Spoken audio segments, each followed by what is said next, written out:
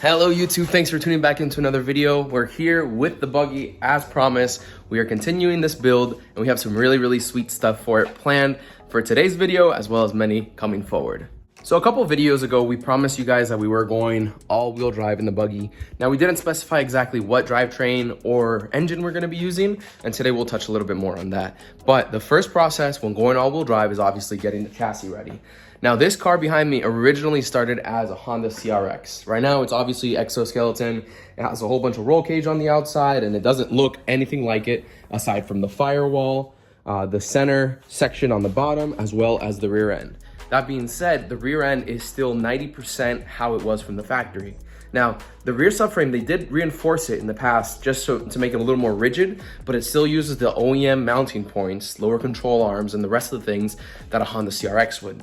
So, that being said, you guys saw in the last couple of videos, we went to S1Built, picked up a CRX all-wheel drive kit, and we're gonna be starting to weld in and modify the rear end to accept the all-wheel drive brace that holds on the differential in the back of the car. So here's that rear end like we were mentioning. Obviously, it has that bracing that you can see that bar, as well as kind of a rusted old like square tubing that was welded on there, but that's gonna get cut out and it's gonna be reinforced with the S1 kit, and it's gonna be stronger than how it was. Now, obviously, being that this was a little Buggy, they put a fuel cell in the rear, and you can see it has an external fuel pump right there. And this thing is still pretty full. If I'm not mistaken, we topped it off last time that we took it out, and it should still have some fuel. Let's see, oh yeah, it's got plenty of pump gas 93 in there, and hopefully we can remove all the gasoline that's in there before removing the fuel cell. So we'll go ahead and get that stuff prepped up. In the meantime, let me go ahead and show you the parts that we're gonna be using. This is a first gen 97 to 2001 Honda CRV rear differential. Now this is non-LSD from the factory and it uses a clutch pack system.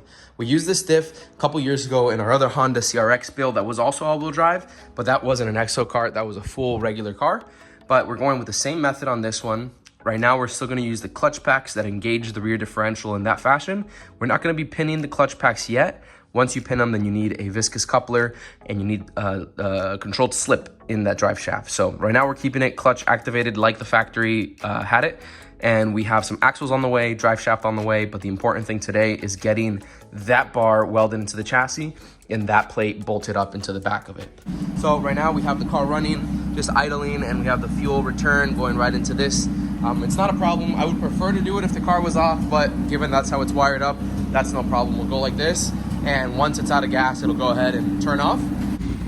So you can definitely hear it about to die. It is literally on fumes. I'm gonna go ahead and just turn it off right there because the fuel cell, it is bone dry. So I'll top off my truck with some fuel and we should be good. Okay, so to begin this portion, we have the car jacked up right now. 2 jack stands and another jack down there just in case. This is the square tubing that I told you they welded previously. This right here is just a little bit more of, I think, a lift point for how they had the car before. And we're gonna be removing the center section out of this to make way for the all-wheel drive diff mount. Before we go doing that, I'm gonna go ahead and unbolt everything here. The sway bar, the lower control arms will drop right there, and we'll also remove the fuel pump with the wiring and take out the fuel cell. That's right up here. That way, when we start cutting, there's nothing fuel related and everything's nice and safe. Now there's also some fuel connections here that are kind of sketched that we're gonna end up replacing. This is how the previous owner had it, and when Alfonso and I bought it, we're just going through little by little and correcting all the little mistakes that were done on it in the past. And yeah, this is gonna turn out to be a pretty sweet build.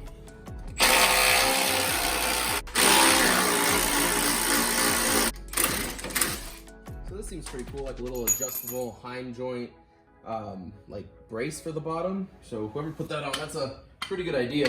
But obviously we're not gonna be using that since we have all-wheel drive kit. And that lower control arm should drop as soon as it doesn't have any pressure. Kind of like a rough fitting. This is gonna be, obviously once we notch it, it's gonna sit right up here. So that's gonna give us all the rigidity we need as well as the space that we need. It's gonna be really awesome. So I think for the center section, we should go maybe like 3 or 4 inches wider on each side, or maybe like 2 inches wider on each side. So just basically notch this right here and this right here. I think we'll end up having to take the box little weld pieces off as well, because that might go in the way of the axles Now I have a whole trailing arm kit. These trailing arms are coming off in the future, but for right now, we're just working on this section right here. Got all the bolts for the bottom of the fuel cell. So this should lift relatively easy out. Yep, that's pretty good. One hose feeding the engine from the fuel cell. Let us take this off. Yes, completely off. These wires are kind of pretty bad. Bro, literally self-tappers. Oh man, you can't make this stuff up. So I'll pull this off to the side and have it out of the way where we'll be cutting and welding. I just gotta disconnect some of the wiring and do the same with that.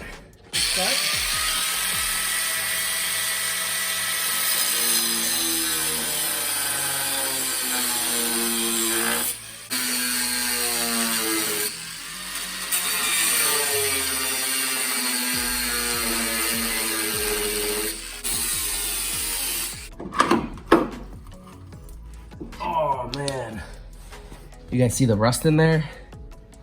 Oh, that's not good. Not a lot of prep work underneath all that welding.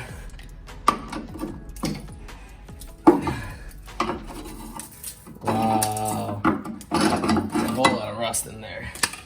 All right, so we made some cuts. It's pretty aggressive on there. As you can see, the original subframe is like almost 2 inches higher than the lower bar that they made. So we had to cut quite a bit of material out of there, and there was a bunch of like little rust flakes that came out, but the overall body looks okay. So we're gonna go ahead and carry on. I had to do a little bit of massaging up here, just hammering it in just a tad to get it to sit nice and smooth.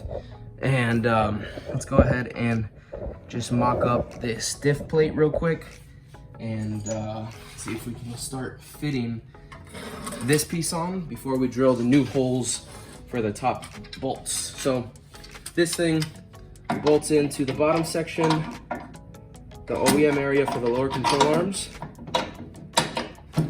on both sides. At the very top, these little holes right here, that's where you'll have a secondary set of bolts, and those will get mounted, or excuse me, drilled through there, and then a spacer is used and a bolt is placed. I could use a little floor jack to help me with this process, but I'm kind of just gonna send it.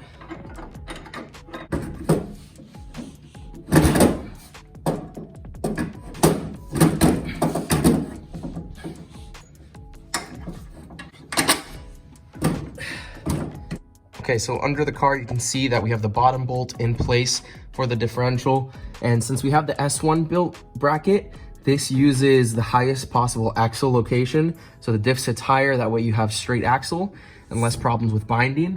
And as you can see, obviously it touches right there. Basic thing that you have to do is just mark basically where it touches, and then you'll kind of cut an X, or excuse me, a box, and that'll just allow the diff to go up and sit at its proper location. Now this is not OEM, this little box right here. This is from the people who had it before and had little braces welded. So I'm gonna have to additionally cut that, a weld right here, and a weld on the other side right here. But we can go ahead and get that marked up right now and cut out. That way we can mount this kind of like a rough mount into place.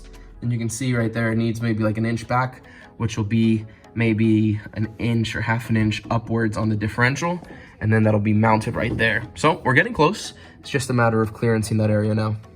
I've got it really, really close down here. It's almost ready. You can see that the main area is through right here. It's through the window. Now I'm just gonna cut back a little bit more. Although it could clear, well, it's sandwiched against it. It could be fine. I want it to have no contact at all. That way when we launch, or if something's in the trunk or whatever it is, there's no problem right there. So I'm gonna lower this down again, do a little bit more, maybe about like an inch more right here, and we should be good.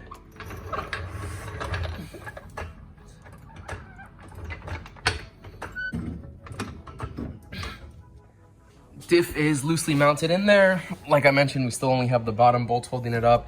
I'll be putting those top bolts in just a moment.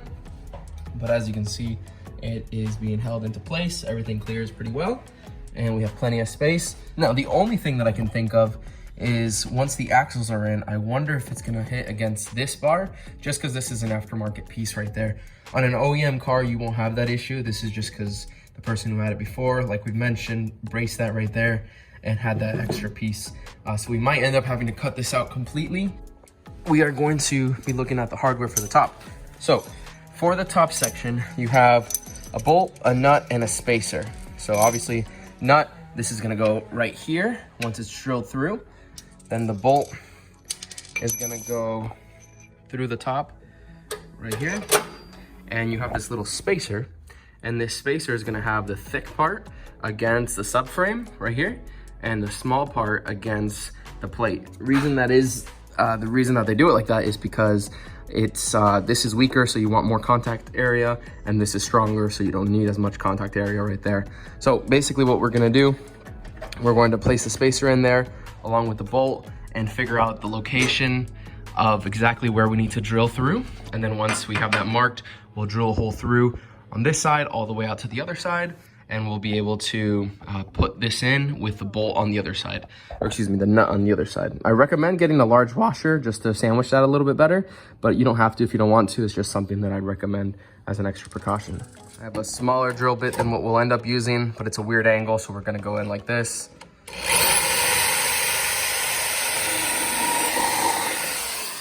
So now we're gonna remove the plate and get a better angle and continue drilling with the same small drill bit, and then we'll step up to the larger side after the fact. Now I got the diff mount off and a little more room to get the drill bit in. I finished drilling all the way through, and as you can see, she's good on that side. On this one, I already made it the right size. You can see that's drilled all the way through as well. And I also made it larger with using one of these step bits. And first I did it on this side and then on the other side, since you can't run this all the way through. And I verified that this is still nice and straight going in. So we should be perfect like that. One of the problems that we have here is that we're currently building 3 cars. My Integra, the red and black one, La Fea, and I have a whole bunch of parts in the back for it. My wife's Integra, the one that we're building a K-Series engine for, put a K-swap, AC, power steering, a nice street car, all the parts over here. And the Buggy, the car that's D-Series turbo, and we're making all-wheel drive, and we're doing all that fabrication stuff in this video, all the parts here. So that being said, it's kind of a mess right now, so I'm kind of working with some constraints. Obviously, once the Buggy's done, all-wheel drive and whatnot, then that'll be some freed space. It was at Fonzie's for a while, Alfonso's, but since we're doing the fabrication here, I brought it over this morning actually. And my wife's car is outside, locked up, and all the parts are going onto it in the next month or so, if I would have to estimate. Going on, but we're doing it, we're here. Hopefully one day in the future we can get a shop or something, and it'd be cool to have all our projects over there. So next up, like I mentioned, this bar right here needs to get welded into place, cut to chassis size, because every chassis is different, and every chassis needs a little massage where others don't. And basically, this bracket right here gets bolted on through these holes right there, and these 2 bolts to the top ears of the differential right here, and this one right here. Basically is a plate style. Put this right here, and sits up on there. And this notched area is where the tube, the square tubing, this one right there, sits in. So that goes along there, and you can see it'll meet up with this section right here. And the little plates on the end of the square tubing that we have will get welded up here and up here. These little plates right here. So they slip over, you cut to size, then you angle it, because they are angled. You need an angle on there. And then you angle it, you tack it, you take it off, you weld it to the plate as well, and then you weld it all together, and then you bring it back up and you weld it. So what we're gonna do right now, do some rough measurements, basically cut maybe 1/8 or 1/4 of an inch longer than what we need it to be, and then shave off little bits at a time. And we're gonna mock it up, get it all positioned, tack the bar with those little metal plates, weld it all, and then after they're all welded up, we can go ahead and put it back up, clean this area, and then do a final weld on there. So this is bottomed out on the side that you guys can't see, and it still has, what would you call this right here? 1/2 inch, 3/4 of an inch over that frame.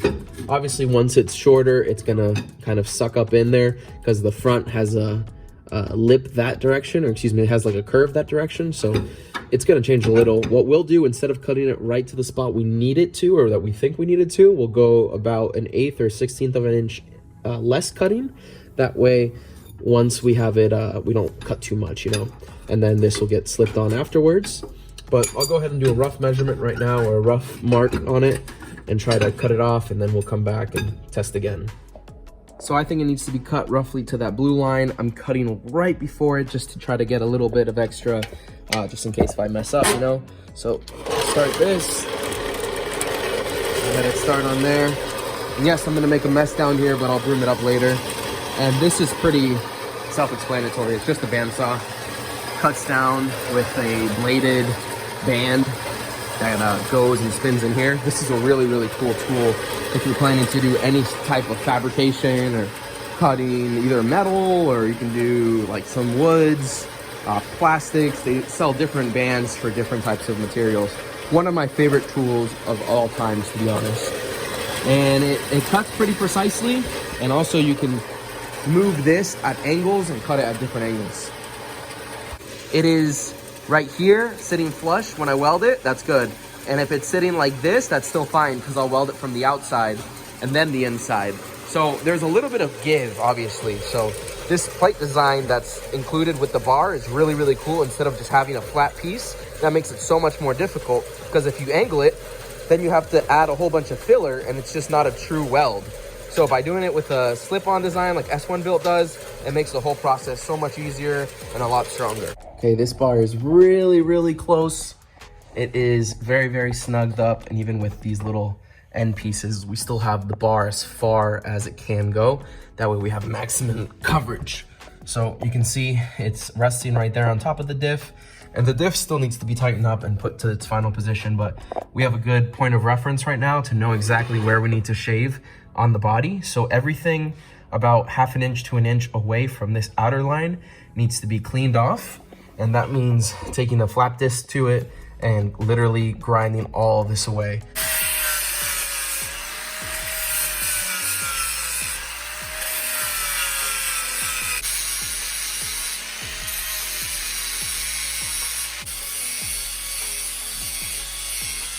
Looking pretty good. Next thing up would be, if we had acetone, I'd try to clean it up with some acetone, but unfortunately, I don't think I have any.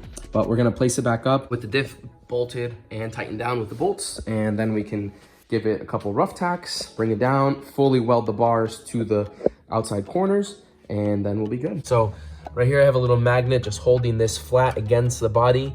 We're not welding to the body right now, we're welding this to this. That way we get a perfect contact patch by removing the bar afterwards. We're gonna bring it down, and then we'll weld it all off the car and then put it on the car once it's fully welded all around. Make it as strong as possible. We're gonna do the same for this one right here, and we're also gonna do some tack welds right there and right there. That way we can weld all this off of the car as well, get it as strong as possible. All right, so we have the new welder and the MP200 5-in-1 by Yes Welder hooked up. 100% pure argon. I just did a couple test hits on just a regular piece of steel that I had laying around. And what we're gonna do right now is just tack into place some corners that attach the bracket that goes to the chassis to then the bracket that goes to the top of the diff. That's pretty close right there to where it's gonna end up being, and I'll just tack it right there. Then I'll move the magnet and then move the plate onto other spots to where it should be.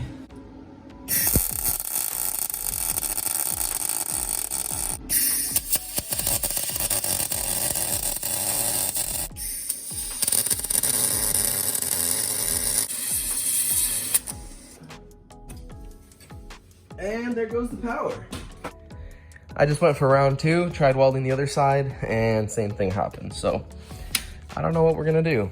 So the past hour has been getting this old extension cord that we had laying around to plug into the welder, to then wire it into an adapter that we got at Home Depot and plugged it into the dryer area for where all the laundry is. Was able to tack everything in. I'll go ahead and drop the diff mount. That's literally unbolting.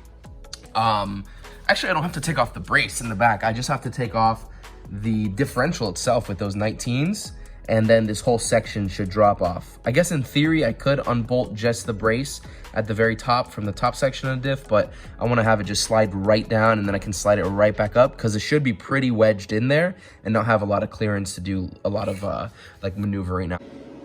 All right, so I am in no way a welder, and I haven't MIG'd anything in like 2 years, so I did half of it already. Came out pretty crappy, but I'm gonna try to make this side a little better.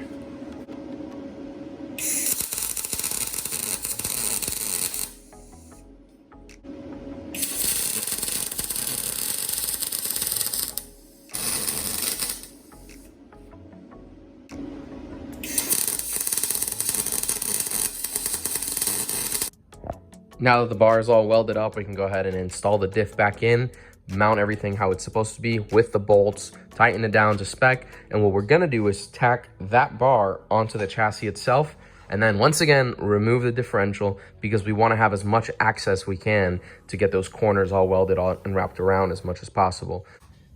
Tricky thing is, this bracket for the top of the diff is still pretty hot, so that might be a little bit of a problem, but not a big problem.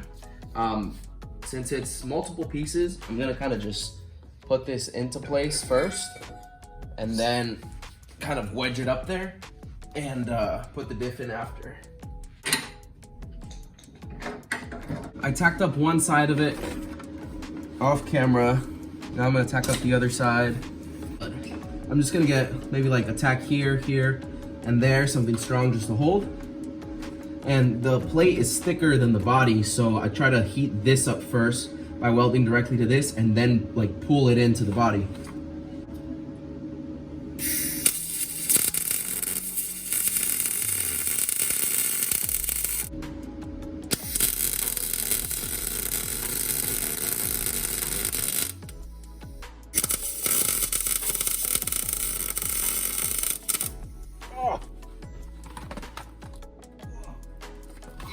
Real bad idea. Woo. All right, so skip forward to the next day. We actually just unwrapped the little cover that goes right there for the S1Built brace. You can see it's stainless steel, fully reflective, and man, does that look good. But I didn't want to get scratched up as we were installing everything, so I left it on until now. I did drop the diff and paint up here off camera. And you can see right up there, the welds, like I said, they're a little boogery because it was pretty hard to weld from underneath like this, but it did get welded all around and it's really, really sturdy. Like we lifted it from right there and there's no problems. One thing that I did realize that you won't have this issue at home because this is aftermarket. This brace that they put onto the car a couple years ago from before we bought it is touching where the axle slides in. So personally on our car, we're gonna have to notch right here and go in about a ½ an inch just to get the OEM size back. And then on this piece, this normally gets removed too. You can either cut it with a cutoff wheel or inside of it, there's usually 3 little spot welds. It's all dirty in here, so you can't really see. But those 3 spot welds will be welded off, or excuse me, you can drill them off. And then this whole little piece just comes off so you can have axle clearance. As for the rest of the all-wheel drive conversion, obviously we're gonna be covering that as well on the channel.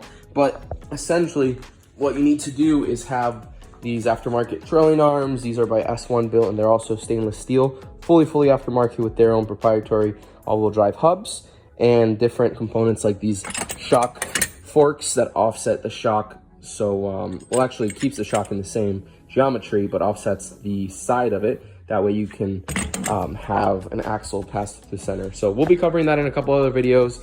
We just really wanted to show you guys how to mount it up using the all-wheel drive brace, using the diff mounting, and I hope you guys really enjoyed and could get some learning out of this. That being said, guys, if you aren't already subscribed, make sure to subscribe and hit the notification bell. Check out our Instagram @SlowIntegra. There's a bunch of more daily content on there, and it's a lot quicker paced instead of going through long videos. So today we just uploaded a short version of this. I think it was like 44 seconds altogether, rather than this like 20-minute video. But check us out on Instagram. Stay tuned. We have more stuff coming, not only on the Buggy build, but my wife's 4-door, which we're case swapping, obviously, 4-door Integra, as well as my Integra, once that we're gonna get back to the track and be able to do more front-wheel drive turbo things. So we'll see you guys on the next video. Thanks for tuning in. Have a good one.